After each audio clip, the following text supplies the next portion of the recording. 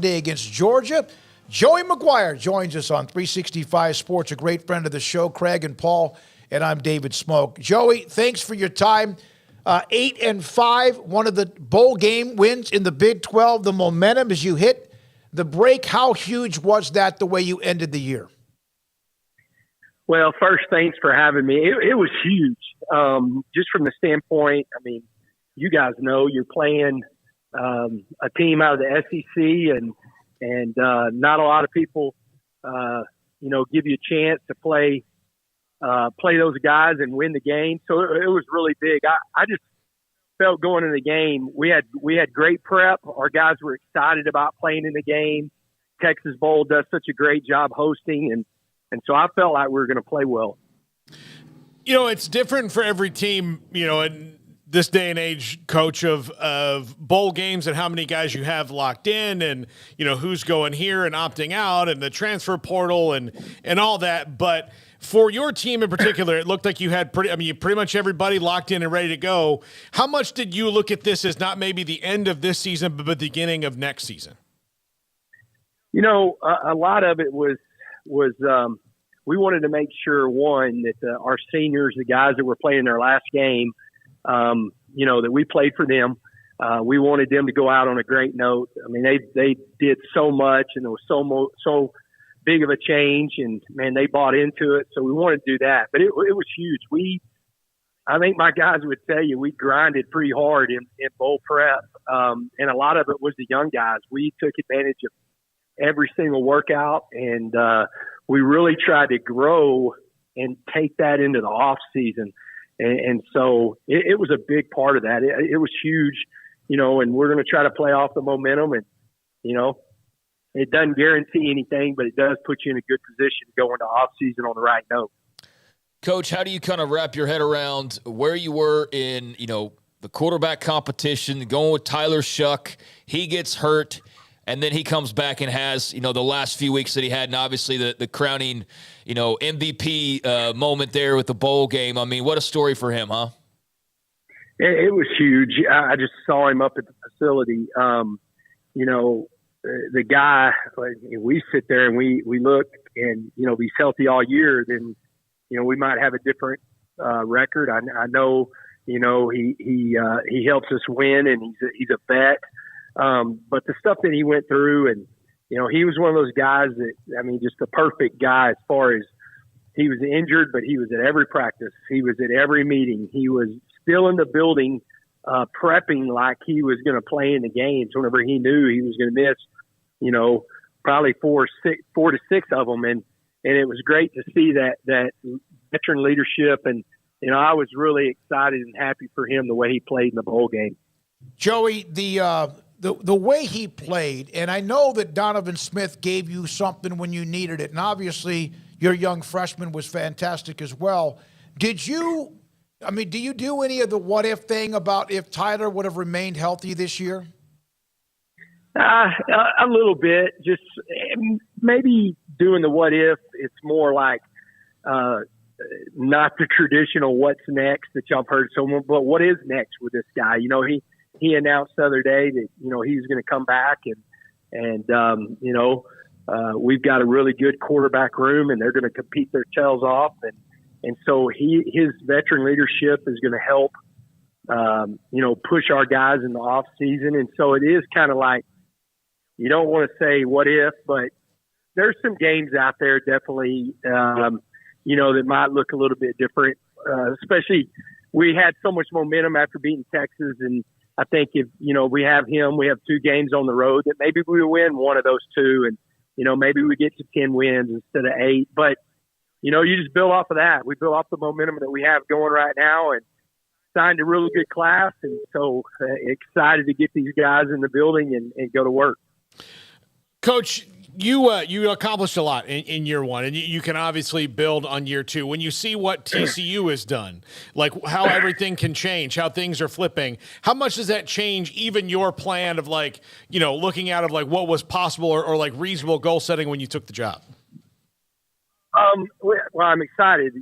Everybody's been asking me, what do you want? They were asking me before TCU played Michigan, and they were like, hey, are you rooting for TCU? And I said, heck yeah, I'm rooting for TCU. I think it's huge for the Big 12. I think it's even a bigger deal when you're talking about the new Big 12 and those guys playing on that stage and be able to say, like, this is who we are. So, I was excited they beat Michigan. It did not surprise me. I thought that was a good matchup for them. TCU was the fastest team we played all year long, and I thought they would give Michigan trouble with their speed. But then it also, I think, shows that the Big 12, the teams that are in the Big 12, that we can do it. And it gives our players some confidence. And so we build off of that. Now, the one thing I've said from the beginning, my job is to win and push the process, but we never want to cheat the process. So we had a year one goal and plan, and we've got a year two goal and plan. And, that plan still means that we want to play for the Big 12 championship, but we're not going to cheat it or, we've got 4 guys that we got out of the portal. We might have 5, but that's not how this team's going to be built. So we're not going to go do that just to try to win right now. We want to try to build something that's very sustainable. Coach, Tyree Wilson, unfortunately, didn't get to finish his career in Lubbock, healthy, and obviously had the unfortunate injury there at the end, declared for the NFL draft, which I don't think came as a surprise given how he's viewed. What was it like to be around that young man and see that, level of talent and commitment and just all that he brought to the table? And whoever gets him is going to be really good for their franchise. It's crazy. I kind of compare him. It's going to sound, because they're totally two different dudes, size-wise and position, but he reminds me a lot of Jalen Petrie. He just plays with such a passion. He prepares for the game extremely hard. He's a phenomenal teammate. And so it was great to be around a guy like that. And you're talking about just like a leader that helped change our program. It didn't mean anything. TCU's fixed the score. The game's over. We've pulled our starters and they're fixed the score. And Tyree, I call a timeout, just to kind of re-emphasize to the young guys, like, hey, let's finish this game. And he literally grabbed our 2 defensive tackles and said, we're going back in.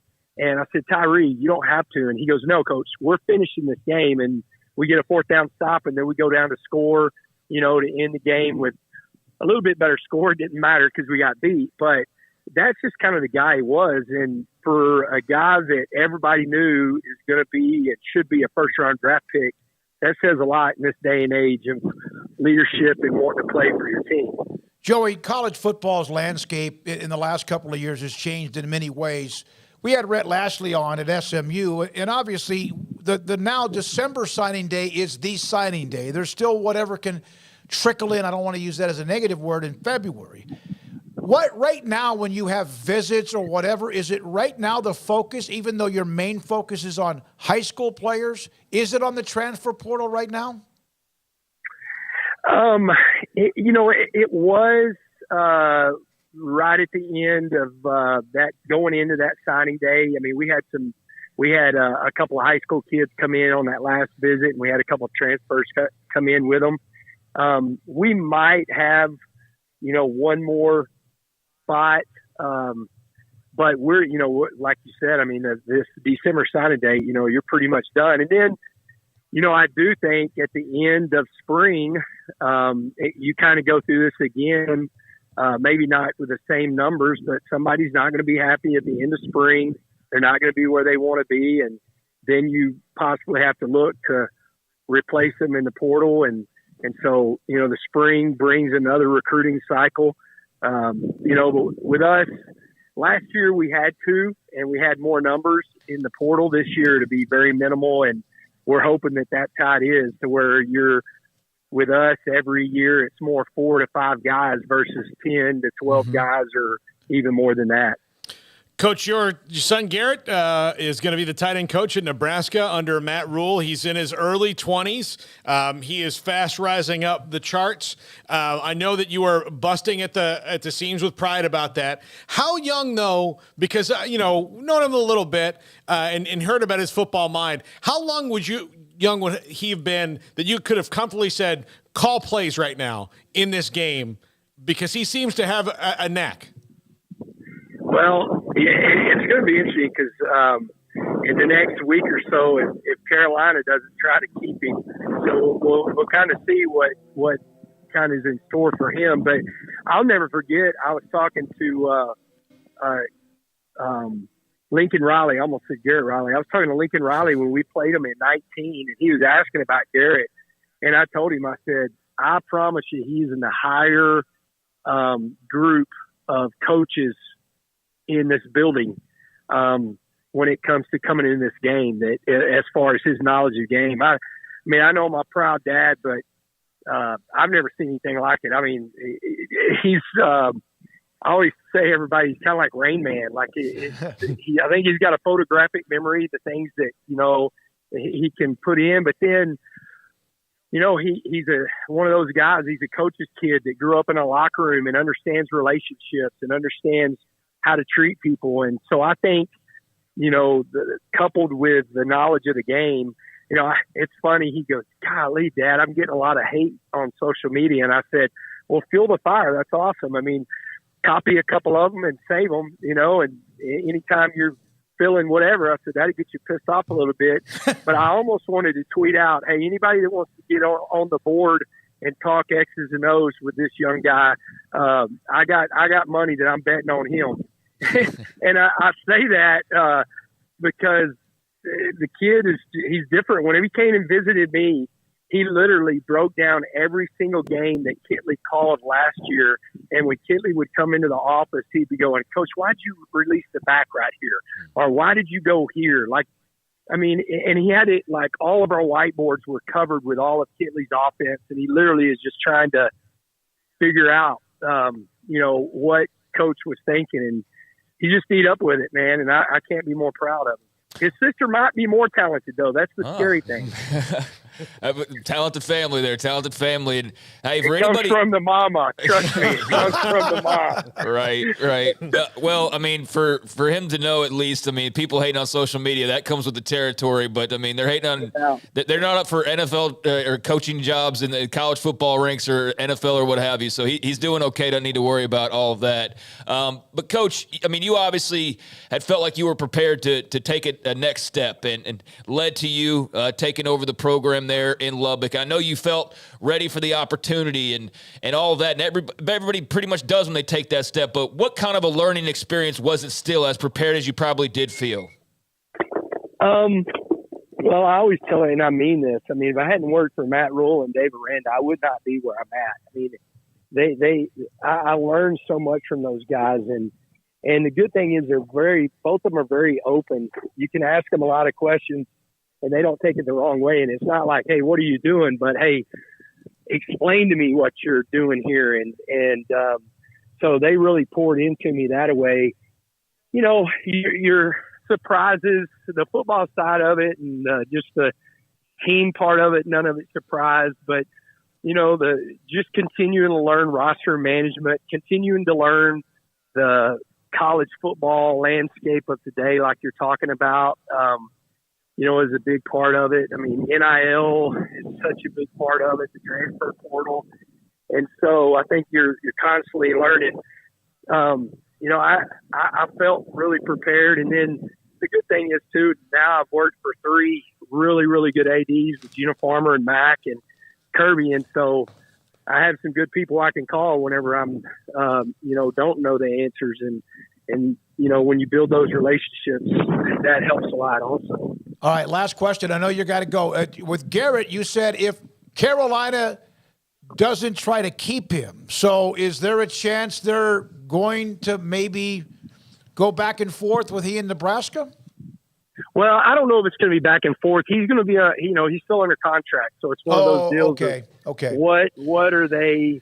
Carolina's got to hire a coach. Is it going to be the new guy? We'll kind of see from there. I mean, his plan is to be in Lincoln. He's as soon as he can leave, then he's ready to go. And of course, Mama has already started looking for apartments and all that stuff that, of course, moms do. And so he's ready. it's just going to be when he can, and then if who does get the job, if they're going to try to keep him locked into that contract. So a lot of it's that, it's just, going through that stuff right now. All right, we have a fan. What? He's excited. I know that. I bet he is, and I would be too. A lot of Texas Tech fans that watch this show. Katie Rader, please let Joey know mega donor Katie Rader asked him to get 365 Sports a full-size Tech helmet for our background. So I'll be in touch with you about that. I got you, man. I got you. I promise. Joey, thank you. Happy New Year. We appreciate your Congrats, time. Great Coach. finish to the season. Joey McGuire, head football coach at Texas Tech, with us on 365 Sports. We're going to go into